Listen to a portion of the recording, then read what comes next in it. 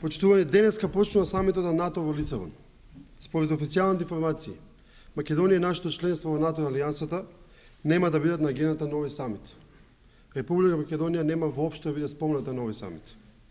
Сакам да објаснам на јавноста за некои од небулозите кои ги шири деновиве власта и се обидува да кажува да распласне ентузијазмот околу влезот на Македонија во НАТО.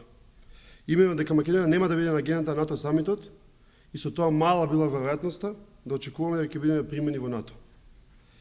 Да се потсетиме, веднаш по завршувањето на самитот на НАТО во Букурешт во 2008 година, ни беше кажано дека Македонија ќе влезе во НАТО веднаш штом го реши спорот за името со Грција.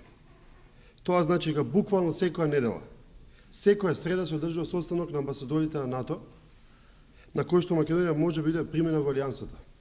Од 2008 година до денеска помина повеќе од 100 среди, а Македонија не влезе во НАТО Алијансата. Впрочем, најдобар пример дека оваа влада не е заинтересирана за влез на Република Македонија во НАТО, го покажува и фактот што денеска премиерот Груевски одлучи да сади дрвца, наместо да ги брани интересите, идентитетот и јазикот на Република Македонија во Лисабон на истата маса со сите светски државници. За нас е потполно јасно дека на оваа влада не е приоритет влезот на Република Македонија во НАТО. Но свесни сме дека и повеќе од 80% од граѓаните се убедени дека Македонија мора да влезе во Алијансата. Сакаме да ги увериме граѓаните дека идната влада на СДСМ со мудра политика, со рационална дипломатија ќе внесе Македонија во НАТО. Затоа во наредниот период СДСМ ќе побара предвремени избори за да можат конечно граѓаните да одлучат во каква Македонија сакаат да живеат. Во оваа денешна преродбеничка Македонија, губитничка Македонија, изолирана Македонија, сиромашна Македонија, понижена Македонија. Или во демократска, богата, просперитетна, почитувана, победничка Македонија. Со митингот во недела во Штип ја започнуваме битката за предвремени избори.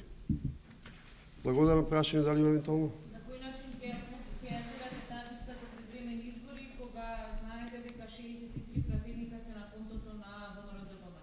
Прво за тоа ќе ве замолам да дојдете во Штип на митингот, за да слушнете на кој начин ќе атакираме битката за предвремени избори.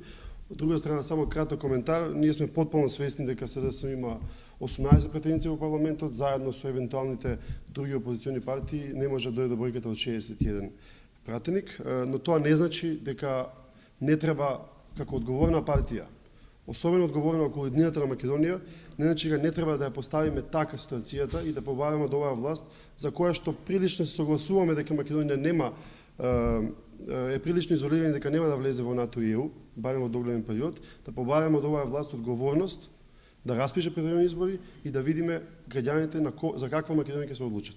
Во таа смисла се разбира дека и доколку не успееме да турнеме владата преку интерпелација евентуално, наше како одговорна опозициона партија да ги повикаме на тоа, а нивно е како одговорна власт да ги распишат изборите.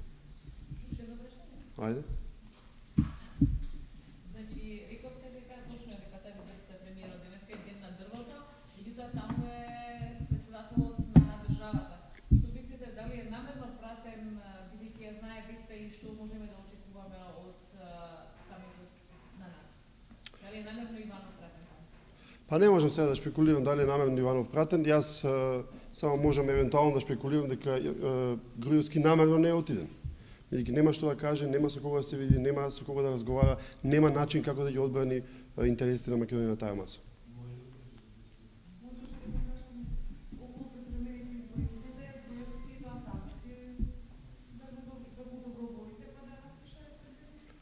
Не мислиме никого да одоволуваме.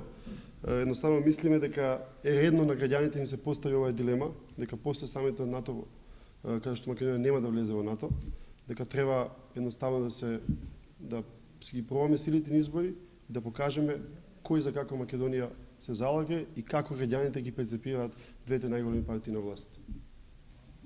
Јас не можам да шпекулирам што ќе направи Груевски, дали ќе распише предвремени избори, но наше е тоа да го побараме и наше е да се бориме за тоа, бидејќи навистина мислиме дека работата ќе се вели до коска да.